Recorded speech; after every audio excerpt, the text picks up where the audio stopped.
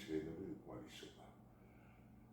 კუნალობა უფრო არამედიკამენტური ქირურგიულიც არსებობს მედიკამენტურიც, მაგრამ მნიშვნელოვანია შეიცვალოს ადამიანმა ცხოვრების წესი, ანუ ბევრი სიარული, აქტიური ვარჯიში და რაც მთავარია, მნიშვნელოვანია რომ ეგრეთ წოდებული ელასტიური გოლფები ატაროს მთელი დღის განმავლობაში და ღამე თბილისში გაიხადოს. ეს არის ძალიან მნიშვნელოვანი.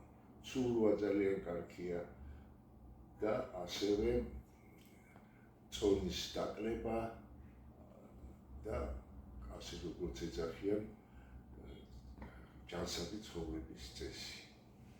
ქირურგიული ჩარევა აუცილებელი არ არის, იმიტომ რომ მოგახსენებათ მხოლოდ ისაც აქვს ქრონიკული ვენური უკმარისობა, მხოლოდ 100%-ს ჭირდება ქირურგიული ჩარევა.